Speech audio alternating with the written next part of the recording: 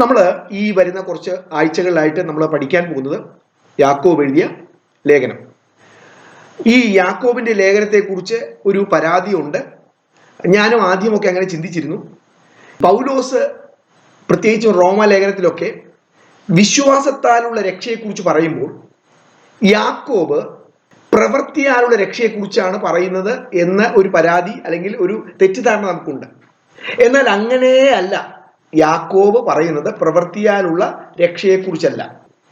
നമ്മൾ പ്രവൃത്തി ചെയ്താണ് രക്ഷ പ്രാപിക്കുന്നത്, അങ്ങനെയല്ല.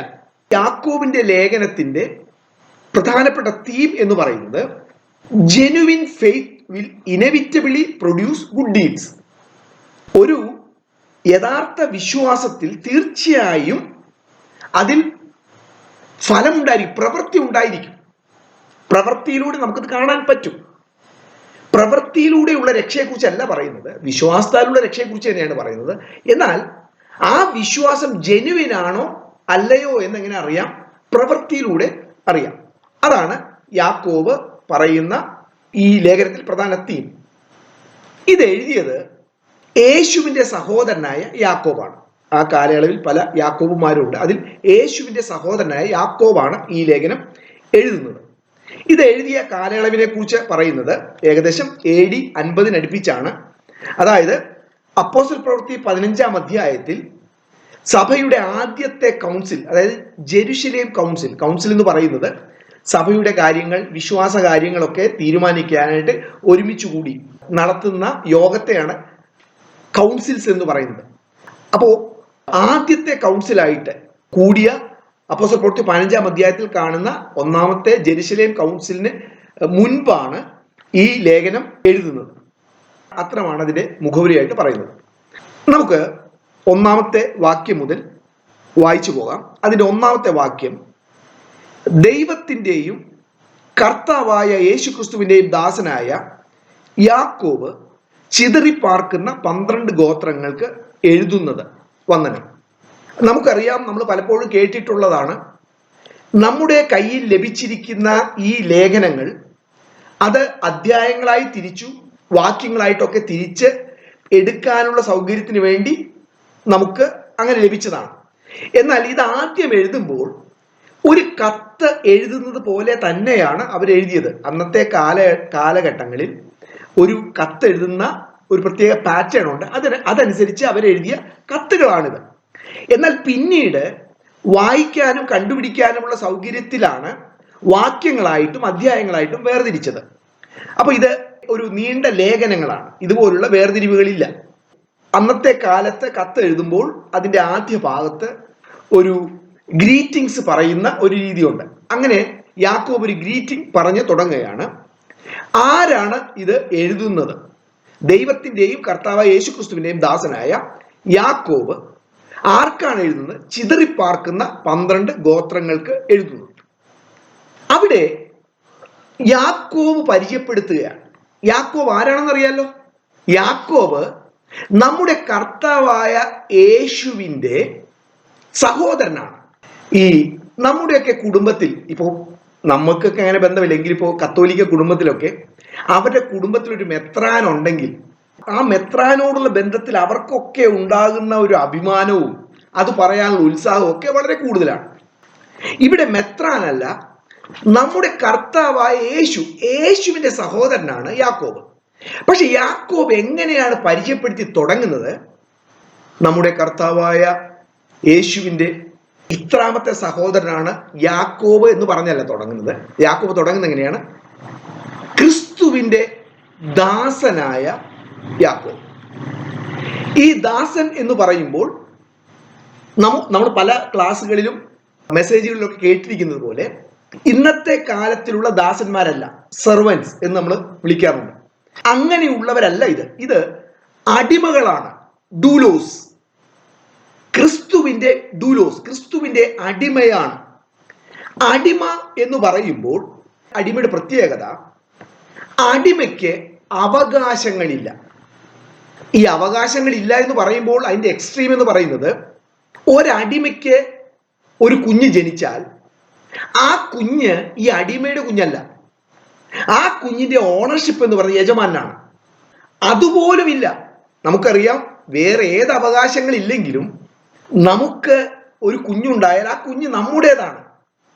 ആ പിതൃത്വത്തിന്റെ അവകാശം പോലും ഒരു അടിമയ്ക്കില്ല. അങ്ങനെയുള്ള അടിമയാണ് ഞാൻ എന്നാണ് യാക്കോബ് പരിചയപ്പെടുന്നത്. ഇത് വളരെയധികം ധ്യാനിക്കേണ്ട ഒരു കാര്യമാണ്. നമ്മൾ അഭിമുഖീകരിക്കുന്ന പല പ്രശ്നങ്ങൾ, നമ്മുടെ വ്യക്തിപരമായ ജീവിതത്തില്, കുടുംബജീവിതത്തില്, ഓഫീസില് ഒക്കെ നമുക്കുണ്ടാകുന്ന പല സ്ട്രഗിൾസ്, പല പ്രശ്നങ്ങൾ ഒക്കെ നമ്മൾ ആരാണെന്നുള്ള തിരിച്ചറിവില്ലാത്തത് കൊണ്ടോ അല്ലെങ്കിൽ നമ്മൾ ആരാണെന്ന് തെറ്റായി ധരിക്കുന്നത് കൊണ്ടോ ഉണ്ടാകുന്ന കോൺസിക്വൻസ് ആണ്, അതിന്റെ പരിണിത ഫലങ്ങളാണ് നമ്മുടെ പ്രശ്നങ്ങൾ. ഇത് നമ്മൾ മനസ്സിലാക്കിയേ പറ്റൂ. ചില രോഗികൾ, പ്രത്യേകിച്ച് പ്രായമുള്ളവര് കേട്ടിട്ടുണ്ട്, ഡോക്ടേഴ്സിന്റെ അടുത്ത് നിന്ന് പറയും എനിക്ക് ഇന്ന അസുഖമാണ്. അപ്പോൾ ഡോക്ടർ പരിശോധിച്ചപ്പോൾ ഒരു അസുഖമില്ല, പക്ഷെ അവർക്ക് മരുന്ന് കിട്ടിയേ പറ്റൂ. അപ്പോൾ ഡോക്ടർമാർ വൈറ്റമിൻ ടാബ്ലറ്റ്സ് ഒക്കെ കൊടുക്കുന്നതായിട്ട് ഞാൻ കേട്ടിട്ടുണ്ട്. ഇതുപോലെ നമ്മൾ പലപ്പോഴും വലിയ പ്രശ്നമെന്ന് പറഞ്ഞിട്ട് ദൈവസന്നിധിയിൽ ചെല്ലുമ്പോൾ അതിന് പ്രത്യേക ഒരു ട്രീറ്റ്മെന്റ് ഒന്നും ആവശ്യമില്ല. ഈ ഒരു വിഷയം തൊട്ടാൽ മതി. ഏതാണ്? ഞാൻ ആരാണ്, ഞാൻ ആരാണ്. അത് പെട്ടെന്നൊന്നും മനസ്സിലാകത്തില്ല. എന്തുകൊണ്ടാണ് മനസ്സിലാകാത്തതുകൊണ്ടല്ല, സമ്മതിക്കാൻ തയ്യാറല്ല.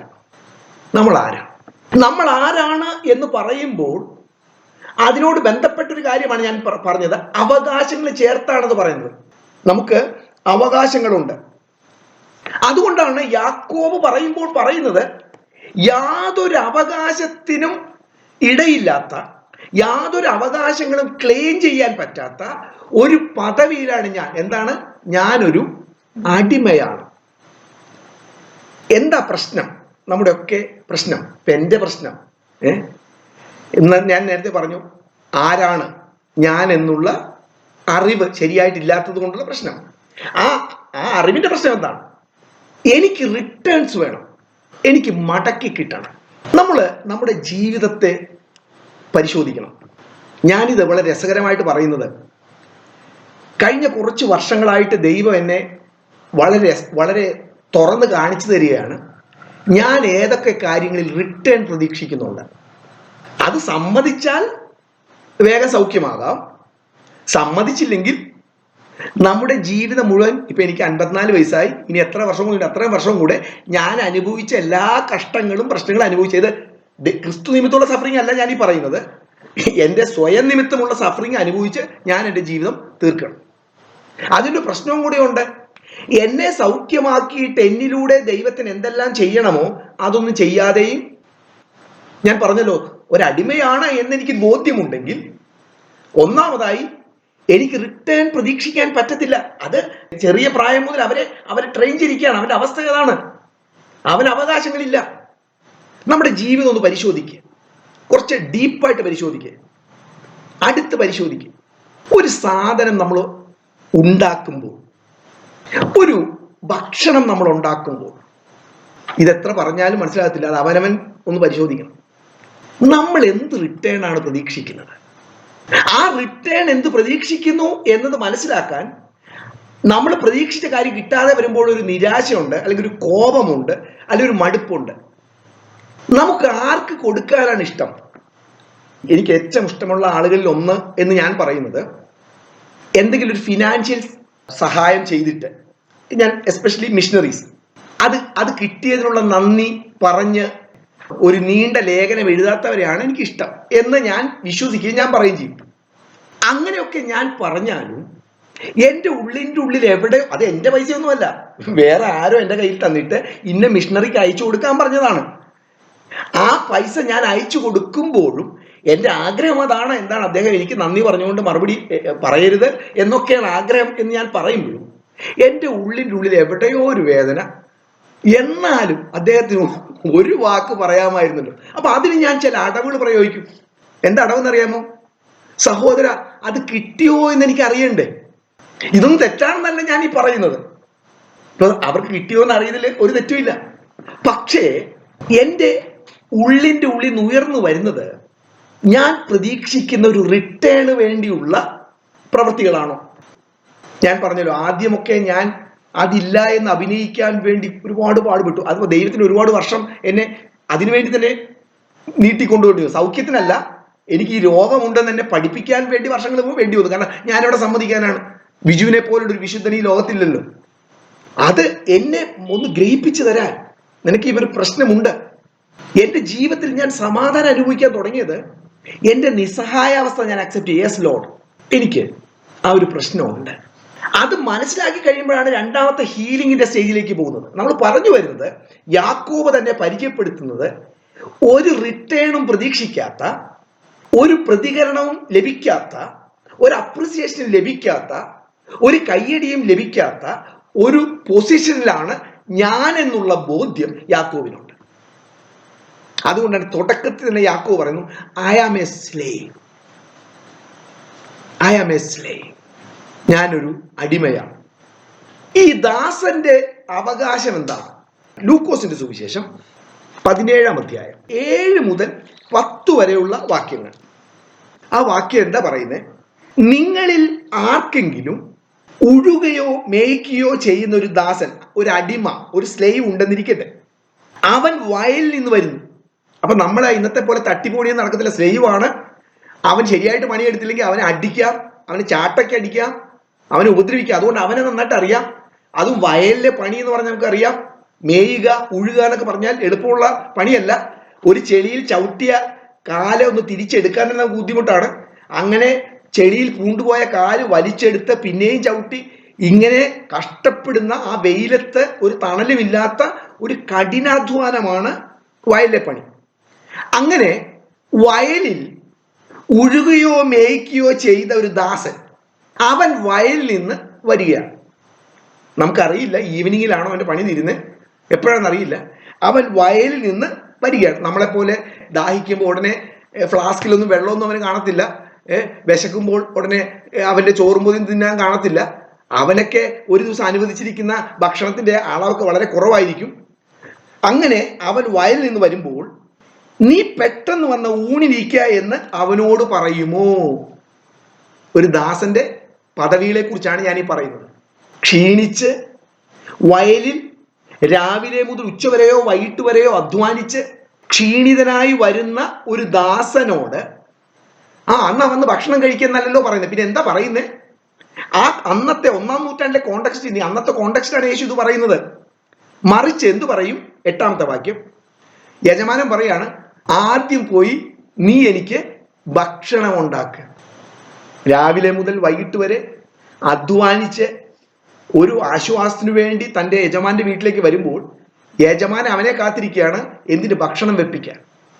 അത് കഴിച്ചു കഴിഞ്ഞിട്ട് എന്നെ ശുശ്രൂഷിച്ചതിന് ശേഷം പിന്നെ നീ പോയി ഭക്ഷണം കഴിച്ചോ. അതൊരു പക്ഷേ കൺസേൺ കൊണ്ടാണെന്നില്ല. കാരണം അവൻ ഭക്ഷണം കഴിച്ചില്ലെങ്കിൽ അവൻ തട്ടിപ്പോയ അവന്റെ ഒരു മൃഗം ചത്തുപോയതുപോലെ, അല്ലെ അവന്റെ ഒരു വണ്ടി കേടായതുപോലെ അവന് നഷ്ടം ഉണ്ടാവും. അതുകൊണ്ട് അവൻ ഭക്ഷണം കഴിച്ചാലാണ് നാളെ പണി ചെയ്യാൻ പറ്റത്തുള്ളൂ. ഇതാണ് ഒരു ദാസന്റെ അവകാശം. നമ്മൾ ആരാണ്? നമ്മൾ എന്താണ് ഒരാളെ ആദ്യം പരിചയപ്പെടുത്തുമ്പോൾ പറയാൻ ആഗ്രഹിക്കുന്നത്? നമ്മുടെ ഡിഗ്രികള്, നമ്മുടെ സാലറി, നമ്മുടെ മറ്റ് ജനങ്ങളിൽ നിന്ന് ബഹുമാനം, അംഗീകാരം കിട്ടുന്ന കാര്യങ്ങളൊക്കെയാണോ നമ്മുടെ ഉള്ളിലേക്ക് ആദ്യം പൊങ്ങി വരുന്നത്? ഒരു പക്ഷേ നമ്മൾ കുറേ നാളുകളായിട്ട് ഇങ്ങനെയുള്ള മെസ്സേജ് കേൾക്കുന്നുണ്ട്. ഒരുപക്ഷെ നമ്മൾ ട്രെയിൻഡ് ആയിരിക്കും, സെൽഫിൽ ട്രെയിൻഡ് ആയിരിക്കും. എന്താണ് ഇതൊന്നും അങ്ങനെ പുറത്ത് പറയരുത്. പക്ഷെ ഉള്ളിൻ്റെ ഉള്ളിലുള്ള ആഗ്രഹം എന്താണ്? ആ ആഗ്രഹത്തിൽ നിന്നാണ് അവകാശങ്ങൾ ഉണ്ടാകുന്നത്. അവകാശങ്ങളോടുള്ള ബന്ധത്തിലാണ് ഫൈറ്റ് ഉണ്ടാകുന്നത്. യാക്കോബ് അത് പിന്നീട് പറയുന്നുണ്ട്. 4-ാം അധ്യായത്തിലേക്ക് വരാം. യാക്കോബ് 4. അവിടെ യാക്കോബ് പറയാണ്, 1-ാമത്തെ വാക്യം, നിങ്ങളിൽ ശണ്ഠയും കലഹവും എവിടെ നിന്ന്? നിങ്ങളുടെ അവയവങ്ങളിൽ പോരാടുന്ന ഭോഗേച്ഛകളിൽ നിന്നല്ലയോ? അടുത്ത വാക്യം, നിങ്ങൾ മോഹിച്ചിട്ടും പ്രാപിക്കുന്നില്ല. മതി. നിങ്ങൾ മോഹിക്കുന്നു, ആഗ്രഹിക്കുന്നു. എന്താഗ്രഹിക്കുന്നു? എനിക്ക് റിട്ടേൺ കിട്ടണം. അത് എളുപ്പത്തിലൊന്നും നമ്മിൽ നിന്ന് ഒഴിഞ്ഞു പോകത്തില്ല. ഞാൻ ഈ പറയുന്ന എൻ്റെ അനുഭവമാണ്. അത്ര എളുപ്പത്തിൽ ഒന്നും പോകത്തില്ല. പക്ഷേ ദൈവം പടിപടിയായി നമ്മളെ പണിത് അത് നമ്മിൽ നൽപ്പാൽപ്പമായിട്ട് പറിച്ചു കളയാണ്. അങ്ങനെയുള്ളൊരു പ്രവൃത്തി നടക്കുമ്പോൾ അതിനോട് ഞാൻ സഹകരിക്കുന്നില്ല, മറിച്ചാണ് ചെയ്യുന്നതെങ്കിൽ നമ്മുടെ ജീവകാലത്തൊന്നും നമ്മിൽ ഇതിൽ നിന്ന് ഒരു വിമുക്തി നേടുകയില്ല. മറിച്ച് ശണ്ഠയും കലഹവും വർദ്ധിച്ചുകൊണ്ടേയിരിക്കും. ശണ്ഠയും കലഹം എവിടെയെന്ന്? ഭാര്യയുടെ പ്രശ്നം, ഭർത്താവിന്റെ പ്രശ്നം, മക്കളുടെ പ്രശ്നം, ക്ലൈമറ്റിന്റെ പ്രശ്നം, എനിക്കൊക്കെ വലിയ ഇതുണ്ട്, ബ്ലഡ് പ്രഷറിന്റെ പ്രശ്നം, പ്രഷർ കൂടിയതാണ്. ഇങ്ങനെ നമുക്ക് പഴിചാരാൻ പറ്റിയ ഒരുപാട് കാര്യങ്ങളുണ്ട്. യാക്കോബ് പറയാണ്, എവിടെ നിന്നാണ് ഇതുണ്ടാകുന്നത്? നിങ്ങളുടെ ജഡത്തിൽ ഒരു ഭോഗേച്ഛയുണ്ട്. ആ ഭോഗേച്ഛ എന്താണ് ആഗ്രഹിക്കുന്നത്? കിട്ടണം. അപ്പൊ കിട്ടാതെ വരുമ്പോൾ, നമ്മളത് പിന്നീട് പഠിക്കും, പക്ഷെ ഞാൻ ഇതിനോട് കണക്ട് ചെയ്താണ് പറഞ്ഞത്. കിട്ടാതെ വരുമ്പോൾ ശണ്ഠയും കലഹവും കൊലപാതകവും ഒക്കെ സംഭവിക്കുന്നു. ദൈവം നമ്മെ പണിത് ദാസന്റെ ആ തനി സ്വത്വത്തിലേക്ക് നമ്മളെ നടത്തുമ്പോൾ, ദാസന്റെ ആ തനി രൂപത്തിലേക്ക് നമ്മളെ നടത്തുമ്പോൾ, ഞാൻ അതിനോട് സഹകരിക്കുന്നില്ലെങ്കിൽ ദൈവം നിസ്സഹായനാണ്. ദൈവത്തിനൊന്നും ചെയ്യാൻ പറ്റത്തില്ല. ഈ ദിവസങ്ങളിൽ നമുക്ക് അത് വളരെയധികം ആവശ്യമാണ്. പ്രത്യേകിച്ചും ഈ കാലഘട്ടത്തിന്റെ പ്രത്യേകതകൾ എന്താണെന്നറിയാമോ? അതിൽ ഒരു പ്രത്യേകത, വ്യക്തിപരമായിട്ടുള്ള അവകാശങ്ങൾ വളരെയധികം കൂടുതൽ ലഭിക്കാൻ ആഗ്രഹിക്കുകയും കൊടുത്തുകൊണ്ടിരിക്കുകയും ചെയ്യുന്ന കാലമാണ്. എൻ്റെ അവകാശങ്ങൾ, സ്ത്രീയുടെ അവകാശങ്ങൾ, പുരുഷന്റെ അവകാശങ്ങൾ, എൻ്റെ റൈറ്റ്സ്, ഗവൺമെന്റ് എനിക്ക് എന്തെല്ലാം റൈറ്റ്സ്, എന്തെല്ലാം എനിക്ക് തരണം, ഇന്ന ജോലിയോടുള്ള ബന്ധത്തിൽ എനിക്ക് എന്തെല്ലാം കിട്ടണം, സമരങ്ങളൊക്കെ വർദ്ധിക്കുന്ന ഒരു കാലഘട്ടമാണ്. അപ്പൊ നമ്മുടെ ഉള്ളിലും അത് നമ്മെ സ്വാധീനിക്കാൻ വലിയ സാധ്യതയുണ്ട്. ഒരു വിശ്വാസിയെ സംബന്ധിച്ച് അവന്റെ ഉള്ളിൽ ഒരു വിത്ത് പോലെ മുളച്ചു തുടങ്ങി ഒരു വലിയ വൃക്ഷമായി തീരേണ്ട ഒരു ബോധ്യമാണ്, ഐ ആം എ സ്ലേവ്, ഞാനൊരു ദാസനാണ്, ഞാനൊരു അടിമയാണ്, ഐ ആം എ ഡൂലോസ്. ആ ബോധ്യം യാക്കോബ് എഴുതി തുടങ്ങുമ്പോൾ തന്നെ ആ കാര്യം പറയുകയാണ്. യാക്കോബ് ആരാണ്? യാക്കോബ് സഭയുടെ ഒരു എൽഡർഷിപ്പിലുള്ള ആളാണ്. യാക്കോബ് യേശുവിന്റെ ശിഷ്യനാണ്. യാക്കോബ് യേശുവിന്റെ സഹോദരനാണ്. പക്ഷേ യാക്കോബിന്റെ ബോധ്യം എന്ന് പറയുന്നത് ഐ ആം എ സ്ലേവ്. അപ്പൊ യാക്കോബ് പറഞ്ഞു തുടങ്ങുന്നു. ഒന്നാമത്തെ വാക്യം ഒന്നുകൂടെ വായിക്കുന്നു. ദൈവത്തിന്റെയും കർത്താവായ യേശു ക്രിസ്തുവിന്റെയും ദാസനായ യാക്കോബ് ചിതറിപ്പാർക്കുന്ന 12 ഗോത്രങ്ങൾക്ക് എഴുതുന്നത്. ഈ 12 ഗോത്രങ്ങൾ എന്ന് പറയുന്നത് ഇസ്രായേൽ ജനങ്ങളെ സൂചിപ്പിക്കാൻ വേണ്ടി ഉപയോഗിക്കുന്ന ഒരു പദമാണ്. നമുക്കറിയാം, ക്രൈസ്തവർ സഭയിൽ പീഡയുണ്ടായ സമയത്ത് ദേശത്തിന്റെ പല സ്ഥലങ്ങളിലേക്ക്, റോമൻ ഗവൺമെന്റിന്റെ പല സ്ഥലങ്ങളിലേക്ക് അവർ ചിതറിപ്പോയി. അങ്ങനെ പല സ്ഥലങ്ങളിൽ അവർ താമസിക്കുക. കൊരിന്തിൽ, എഫസോസിൽ, റോമിൽ, അങ്ങനെ റോമൻ ഗവൺമെന്റിന്റെ പല സ്ഥലങ്ങളിലേക്ക് അവർ ചിതറിപ്പോയി. അങ്ങനെയുള്ളവർക്ക് താൻ ഈ കത്ത് എഴുതുന്നു. എന്നിട്ട് യാക്കോബ് പറയുന്നു, രണ്ടാമത്തെ വാക്യം, എൻ്റെ സഹോദരന്മാരെ, നിങ്ങൾ വിവിധ പരീക്ഷകളിൽ അകപ്പെടുമ്പോൾ അത് സകലത്തിലും സന്തോഷം എന്ന് കരുതുവിൻ. വിവിധ പരീക്ഷകൾ ഒരു വിശ്വാസിയുടെ ജീവിതത്തിൽ അവന്റെ യാത്ര തുടങ്ങിയത് മുതൽ അവന്റെ യാത്ര തീരുന്നതുവരെ വ്യത്യസ്തമായ പരീക്ഷകളിലൂടെ ദൈവം നടത്തിക്കൊണ്ടിരിക്കും. ഈ വ്യത്യസ്തമായ പരീക്ഷകളിലൂടെ ദൈവം നടത്തുന്നത് എൻ്റെ ജീവിതത്തിൽ ഒരു കാര്യം നൽകുവാൻ വേണ്ടിയാണ്. അതെന്താണെന്ന് നമ്മൾ താഴെ നോക്കും. വിവിധ പരീക്ഷകളിൽ കൂടെ അകപ്പെടുമ്പോൾ നിങ്ങളുടെ ഭാഗത്തു നിന്നുണ്ടാകേണ്ട ഒരു ചിന്ത, അത് സന്തോഷമുള്ള കാര്യമാണ്, അത് നന്മയുള്ള കാര്യമാണ് എന്നുള്ളൊരു ചിന്ത ഉണ്ടാകണം. നമ്മുടെയൊക്കെ ക്ലെയിംസ് യഥാർത്ഥമായത് എന്താണെന്ന് അറിയണമെങ്കിൽ പ്രാർത്ഥനാ സമയത്തോ ബൈബിൾ സ്റ്റഡിയുടെ സമയത്തോ ചർച്ചിലായിരിക്കുമ്പോഴോ പറയുന്നതേ അല്ല. അത് കഴിഞ്ഞിട്ടുള്ള സമയങ്ങളിൽ നമ്മൾ പറയുന്നതും ചിന്തിക്കുന്നതുമാണ് റിയൽ. ഈ പരീക്ഷകളെ കുറിച്ച് നമ്മുടെ ഉള്ളിൽ ഉള്ള ബോധ്യം എന്താണ്? അതാ ഞാൻ പറഞ്ഞത്, പ്രാർത്ഥിക്കുമ്പോഴല്ല, ബൈബിൾ സ്റ്റഡി എടുക്കുമ്പോഴല്ല, അല്ലാത്ത സമയങ്ങളിൽ വിവിധ പരീക്ഷകളിലൂടെ നമ്മൾ കടന്നു പോകുമ്പോൾ പരീക്ഷയെക്കുറിച്ചുള്ള നമ്മുടെ മനോഭാവം എന്താണ്? ഞാൻ കഴിഞ്ഞ ദിവസം ഒരു ദൈവദാസനെ കാണാൻ വേണ്ടി പോയി. അദ്ദേഹത്തിന് ക്യാൻസറാണ്.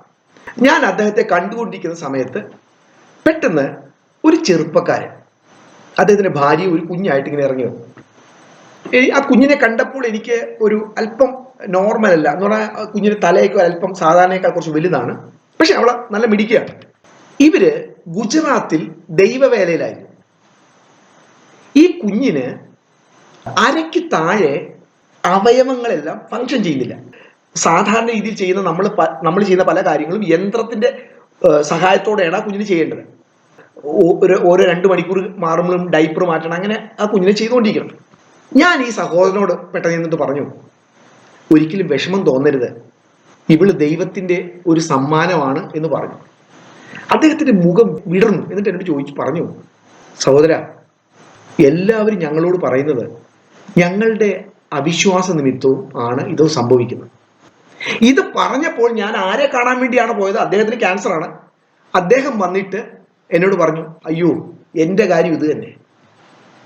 നമുക്കറിയാം, ഒരു വീട്ടിൽ അങ്ങനെ ഒരു പ്രയാസം ഉണ്ടാകുമ്പോൾ, ഒരു ക്യാൻസർ വരുമ്പോൾ ഉണ്ടാകുന്ന ബുദ്ധിമുട്ട്, ശാരീരിക പ്രയാസം, സാമ്പത്തിക പ്രയാസങ്ങൾ, മറ്റ് നോർമലായിട്ട് നടക്കേണ്ട പല കാര്യങ്ങളും നടക്കാറില്ല.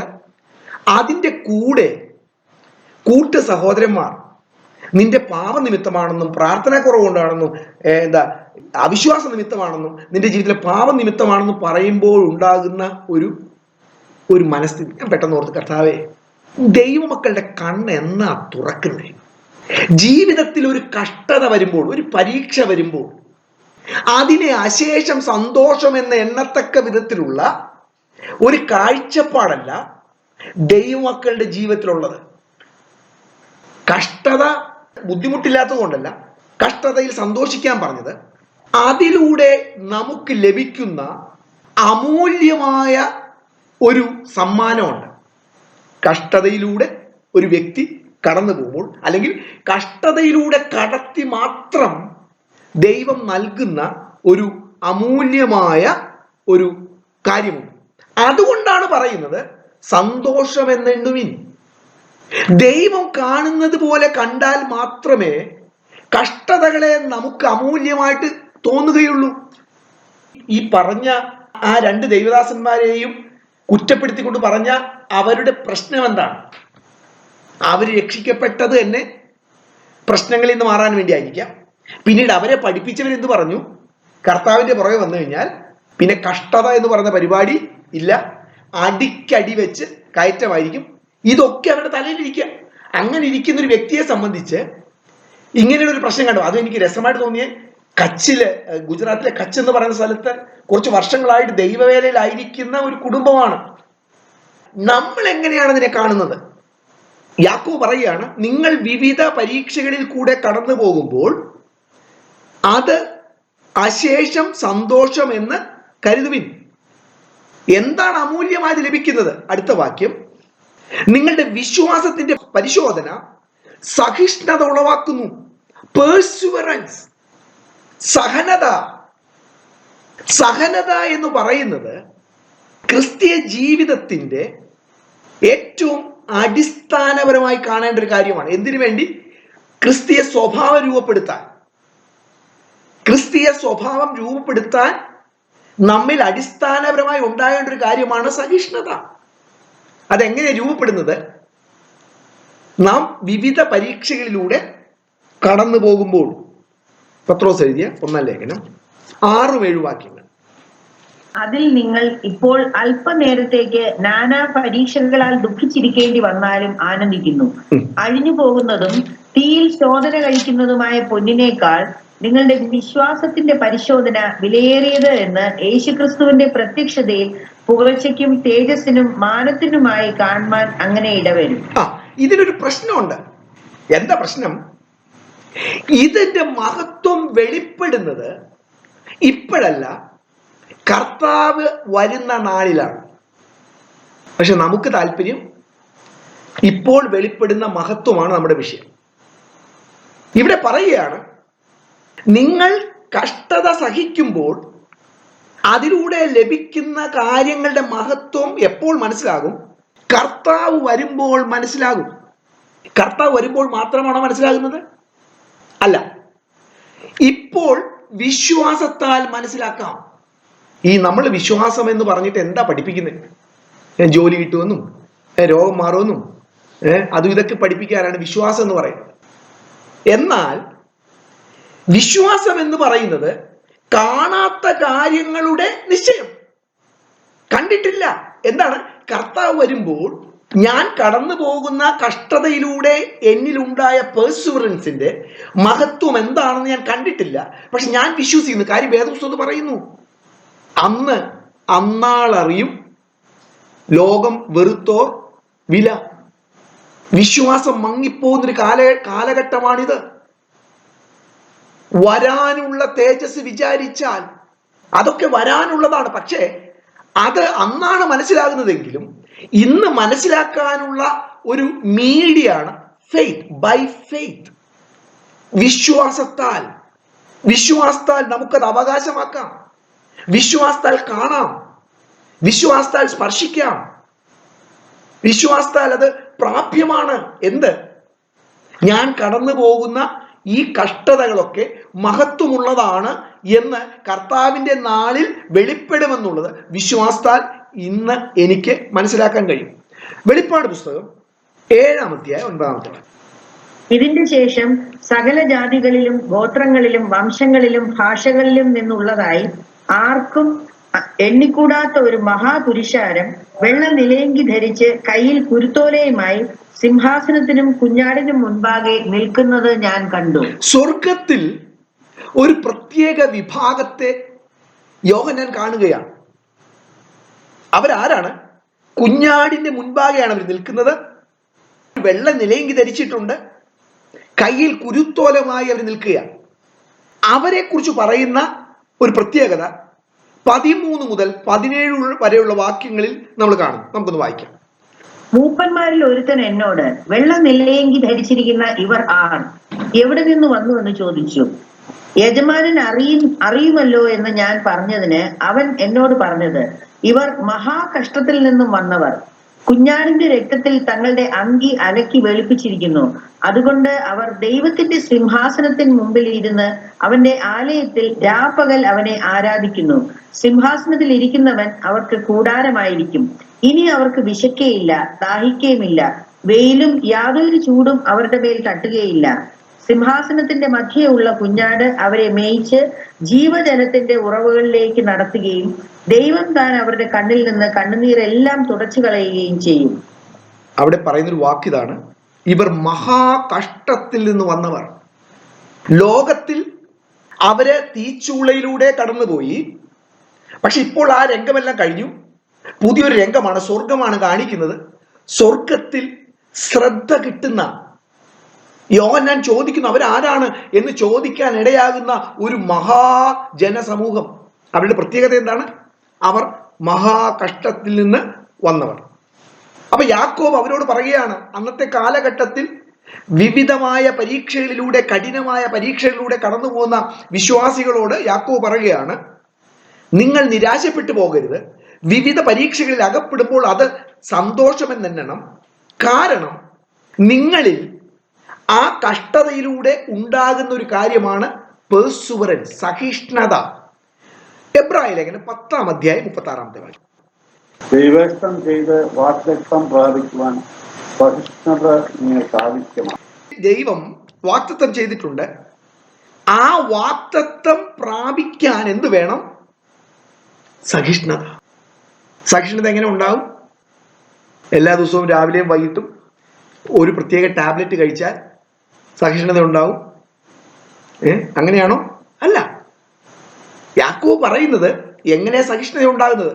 കഷ്ടതയിലൂടെ കടന്നു പോകുമ്പോൾ അതിലൂടെ ദൈവം നിങ്ങളിൽ രൂപപ്പെടുത്തുന്ന ഒരു കാര്യം, പെർസുവറൻസ്, സഹിഷ്ണുത. അത് അഭിമുഖീകരിക്കാതെ ഉണ്ടാകുകയില്ല. മറ്റൊരാൾ നിങ്ങളെ ചീത്ത വിളിക്കുമ്പോൾ സഹിഷ്ണുതയോടെ നിൽക്കാൻ കഴിയാൻ അത് പഠിപ്പിക്കണമെങ്കിൽ അങ്ങനെ ഒരു കാര്യം സംഭവിക്കണം. നിങ്ങളെ ഒരാൾ വഞ്ചിക്കുമ്പോൾ അയാളെ ശപിക്കാതെ അതിനുവേണ്ടി പ്രാർത്ഥിക്കണമെങ്കിൽ കർത്താവ് അതാണ് പഠിപ്പിച്ചത്. അങ്ങനെ വഞ്ചിക്കപ്പെടണം. നന്മ ചെയ്തിട്ടും നിങ്ങൾക്ക് ദോഷം ചെയ്തെങ്കിൽ അവർക്ക് തിരിച്ച് ദോഷം ചെയ്യാൻ സങ്കീർത്തനക്കാരൻ പറയുന്നത് പോലെ ചെയ്യാതിരിക്കണമെങ്കിൽ അങ്ങനെ സംഭവിക്കണം. പിറുപിറുക്കാതിരിക്കാൻ, ജീവിതത്തിന്റെ കഠിനമായ സമയങ്ങളിൽ പിറുപിറുക്കാതിരിക്കാൻ പഠിപ്പിക്കണമെങ്കിൽ ജീവിതത്തിൽ രോഗങ്ങള്, പ്രശ്നങ്ങള് ഒക്കെ ഉണ്ടാകണം. ദൈവം അതിലൂടെ കടത്തിവിടുകയാണ്. ഒന്നും അർത്ഥമില്ലാത്തതോ പാപനിമിത്തമോ, തീർച്ചയായിട്ടും പാപനിമിത്ത രോഗമുണ്ട്. പക്ഷെ എല്ലാ രോഗവും പാപനിമിത്തമല്ല, ശാപനിമിത്തമല്ല. ദൈവത്തിന്റെ പദ്ധതിയുടെ ഭാഗമായി ദൈവം നമ്മിൽ സഹിഷ്ണുത ഉണ്ടാക്കാൻ. അതുകൊണ്ട് ഈ കാലഘട്ടത്തിൽ നമ്മൾ കേൾക്കുന്ന, മറ്റ് സ്ഥലങ്ങളിൽ മറ്റുള്ളവരിൽ നിന്ന് കേൾക്കുന്ന കഷ്ടതയ്ക്ക് വിരുദ്ധമായിട്ടുള്ള സന്ദേശത്തെ പൈശാചികമായിട്ട് എണ്ണി തള്ളിക്കളയാനുള്ള ഒരു ധൈര്യം ഉണ്ടാകണം. എന്നെ ഏറ്റവും പ്രയാസപ്പെടുന്ന ഒരു കാര്യമുണ്ട്. വളരെ സോളിഡായിട്ടുള്ള വചനം പഠിപ്പിച്ചുകൊണ്ടിരിക്കുന്ന സഭയിലുള്ള ആളുകൾ ആ സഭ വിട്ട് വേറെ സഭയിൽ പോകുന്നു. കുഴപ്പമില്ല, അങ്ങനെയൊക്കെ എല്ലാവർക്കും സംഭവിക്കാം. പക്ഷേ അവര് പോകുന്ന സഭയിൽ പ്രോസ്പിരിറ്റിയാണ് പഠിപ്പിക്കുന്നത്, അവർക്കൊരു പ്രശ്നവും ഇല്ല. ഇത്രയും കാലം സോളിഡായിട്ടുള്ള ദൈവവചനം പഠിച്ചുകൊണ്ടിരുന്നവര് ഒരു 10 വർഷം പഠിച്ചിട്ട് അവരവിടെ വിട്ട് വേറെ സഭയിലേക്ക് പോയി. അവിടെ 24 മണിക്കൂറും പ്രോസ്പിരിറ്റിയും അനുഗ്രഹവും മാത്രം പഠിപ്പിക്കുന്നു. എന്നിട്ട് അവർക്കൊരു പ്രശ്നവുമില്ല. ഞാൻ ഇന്നൊരാളെ കുറിച്ച് കേട്ടപ്പോൾ അത്ഭുതപ്പെട്ടു പോയി. ഇതെന്താ പ്രശ്നം?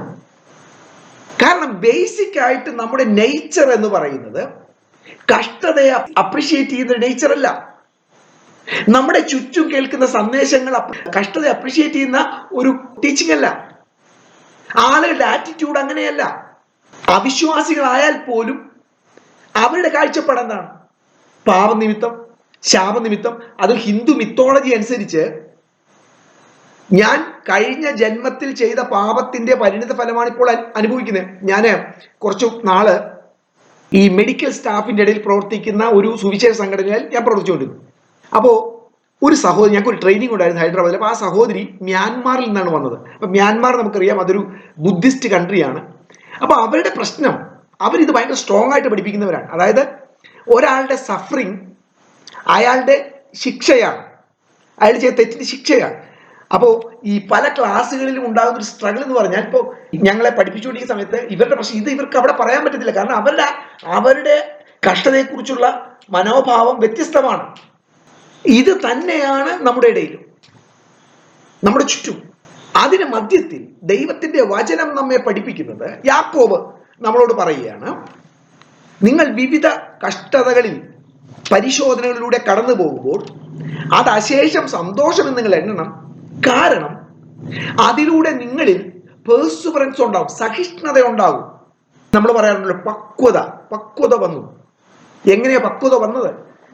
അതിന് ഏറ്റവും നല്ലൊരു ഉദാഹരണം ഈ പേഴ്സുവറൻസ് ഉണ്ടാകുക. പക്വത എന്ന് പറയുന്നത്, ഒരു മലയിൽ കിടന്ന ഒരു പാറ കഷണം ഒരു മഴയിൽ, ആ മലയിൽ നിന്നത് വീണു, പുഴയിലേക്ക് വീണു. വർഷങ്ങൾ അത് ആ പുഴയിലൂടെ ഉരുണ്ട് വന്നു. നമ്മൾ ഈ കല്ലാറിലൊക്കെ ചെന്നാൽ കാണാം, വളരെ മിനുസമായ കല്ലുകളായി അത് മാറി. അതാണ് പക്വത. എങ്ങനെ? ഈ വർഷങ്ങൾ കൊണ്ട് ഇത് മറ്റ് കല്ലുകളിൽ ചെന്ന് ഇടിച്ച് അതിൻ്റെ മൂർച്ചയുള്ള ഭാഗങ്ങൾ മിനുസമായി വളരെ ഭംഗിയുള്ള ഒരു കല്ലായി ഇപ്പോൾ തീർന്നു. കഷ്ടതയിലൂടെ ദൈവം നമ്മളെ പണിയുകയാണ്. കഷ്ടതയിലൂടെ നമ്മെ ദൈവം ക്രിസ്തുവിന്റെ സ്വഭാവമുള്ളവരാക്കി തീർക്കുകയാണ്. അതുകൊണ്ടാണ് യാക്കോബ് പറയുന്നത്, നിങ്ങൾ അത് അശേഷം സന്തോഷം എന്നെണ്ണണം. കർത്താവ് ഒരിക്കൽ പറഞ്ഞു, ഇപ്പോൾ അവർ ചിരിക്കും, പക്ഷെ നിങ്ങൾക്കറിയും. പക്ഷെ അന്നാളിൽ നിങ്ങൾ ചിരിക്കുമ്പോൾ അവർ കരയും. ഒരു ദിവസം വരുന്നു, കർത്താവ് നമ്മളെ കടത്തിവിട്ട എല്ലാ വഴിയിലൂടെയും നമ്മിൽ രൂപപ്പെട്ട ദൈവിക സ്വഭാവത്തിന്റെ നന്മയുടെ പ്രതിഫലം സ്വീകരിക്കുന്ന ഒരു ദിവസം വരുന്നു. കർത്താവിന്റെ വചനം പറയുന്നത് പോലെ കഷ്ടതയിൽ അത് സന്തോഷം എന്ന് എണ്ണുവാൻ കഴിയുന്ന ആ ആത്മീയ തലത്തിലേക്ക് ദൈവം നമ്മൾ ഉയർത്തട്ടെ. അതുപോലെ നമ്മൾ ഇന്ന് ചിന്തിച്ചതുപോലെ യാക്കോബ് തന്നെ പരിചയപ്പെടുത്തുന്നത് കർത്താവിന്റെ ദാസൻ. ഇന്നത്തെ ഈ ബൈബിൾ സ്റ്റഡി ഞാൻ അവസാനിപ്പിക്കുന്ന സമയത്ത് സൗഖ്യം ഉണ്ടാകേണ്ടത് എൻ്റെ ചോയ്സും എൻ്റെ ആവശ്യവുമാണ്. സൗഖ്യം ഉണ്ടാകണ്ട എന്നാണെങ്കിൽ അങ്ങനെ. അതുകൊണ്ട് ഞാനാണ് എൻ്റെ ജീവിതത്തെ പരിശോധിക്കേണ്ടത്. ഇപ്പൊ ഡോക്ടർ എനിക്ക് മരുന്ന് കുറിച്ച് തന്നു, ആ മരുന്ന് കഴിച്ചാൽ എൻ്റെ രോഗം മാറും. പക്ഷെ ആ മരുന്ന് ഞാൻ കഴിക്കണമോ വേണ്ടയോ തീരുമാനിക്കുന്ന ഡോക്ടറല്ല, ഞാൻ തന്നെയാണ്. ഡോക്ടറിന്റെ പുറകെ വരുന്നില്ല. എനിക്ക് കഴിക്കാതിരിക്കാം, കഴിക്കാം. അതുപോലെ നമ്മുടെ ജീവിതത്തെ നമ്മൾ പരിശോധിക്കേണ്ട സമയം അതിക്രമിച്ചു. എന്താണ് പരിശോധിക്കേണ്ടത്? ഇപ്പോഴും നമ്മുടെ ഉള്ളിൻ്റെ ഉള്ളിൽ നിറഞ്ഞു നിൽക്കുന്നത് ഞാൻ എന്തൊക്കെയോ ആണ് എന്നാണോ? ഞാൻ ഭർത്താവാണ്, ഞാൻ കുടുംബനാഥനാണ്, ഞാൻ പറയുന്നത് എല്ലാവരും അനുസരിക്കണം, ഞാനൊരു പാസ്റ്ററാണ്, ഞാൻ ബൈബിൾ ടീച്ചറാണ്, ഞാൻ പറയുന്ന എല്ലാവരും അനുസരിച്ചേ പറ്റൂ, എനിക്ക് കമാൻഡ് ചെയ്യാനുള്ള അധികാരമുണ്ട്, എൻ്റെ പേര് ആരെങ്കിലും കുറച്ച് കണ്ടാൽ ഞാൻ സഹിക്കത്തില്ല, എൻ്റെ പേര് ഉയർത്താനുള്ള എല്ലാ ശ്രമങ്ങളും ഞാൻ ചെയ്യുന്നു, അങ്ങനെ എൻ്റെ പേര് ഉയർത്തുന്നവരോടൊക്കെ എനിക്ക് വലിയ നന്ദിയുണ്ട്. ഇന്നലെ ഒരു ബൈബിൾ സ്റ്റഡി ഉണ്ടായിരുന്നു. അപ്പോൾ അദ്ദേഹം ഒന്നും പറയാതെ എന്നോട് പറഞ്ഞു, ബിജു ബ്രദറെ ബൈബിൾ സ്റ്റഡി തുടങ്ങിക്കും, ഒരു 10 മിനിറ്റെങ്കിലും എടുത്ത് എൻ്റെ വീരശൂര പരാക്രമങ്ങളൊക്കെ അദ്ദേഹത്തിന് അറിയാവുന്നതാണ്, അദ്ദേഹം പറയേണ്ടതായിരുന്നു. പക്ഷെ അദ്ദേഹം പറഞ്ഞില്ല, ബിജു ബ്രദറെ ബൈബിൾ സ്റ്റഡി തുടങ്ങിക്കും. അങ്ങനെ പറയുമ്പോൾ ഒന്നും തോന്നാത്ത വിധത്തിൽ ഒരു അവിചാരിത കാര്യം സംഭവിക്കാത്തത് പോലെ നമുക്ക് തോന്നണം. കാരണം എന്താ? അടിസ്ഥാനപരമായി we are slaves, we are ഡൂലോസ്. അവകാശങ്ങളില്ല. രാവിലെ മുതൽ വൈകിട്ട് വരെ പാടത്ത് പണിയെടുത്ത് ചെല്ലുമ്പോൾ ആശ്വാസ വചനങ്ങളും ഭക്ഷണവും അല്ല ഒരുക്കി വെച്ചിരിക്കുന്നത്. പിന്നെയും പറയുന്നത് എനിക്ക് ഭക്ഷണം ഒരുക്കി ഞാൻ കഴിച്ച് എന്നെ ശുശ്രൂഷ ശേഷം നീ പോയി കഴിച്ചു. ഇതായിരിക്കണം എൻ്റെ ആറ്റിറ്റ്യൂഡ്. എൻ്റെ വീട്ടിൽ എനിക്ക് അവകാശങ്ങളില്ല. എൻ്റെ വീട്ടിൽ ഞാൻ ഡൂലോസ്. എൻ്റെ ജോലി സ്ഥലത്ത് ഞാൻ ഡൂലോസ്. എനിക്ക് അനുവദിച്ചിരിക്കുന്ന പൊസിഷനിലുള്ള അവകാശങ്ങൾ ചെയ്യരുതെന്നല്ല ഞാൻ പറയുന്നത്. ഇപ്പൊ ഞാനൊരു പോലീസ് ഓഫീസറാണ്, ഒരു കുറ്റവാളിയെ അറസ്റ്റ് ചെയ്യേണ്ട സ്ഥാനത്ത് അയ്യോ ഞാൻ ഡൂലോസ്, അതിനെക്കുറിച്ചല്ല ഞാൻ പറയുന്നത്.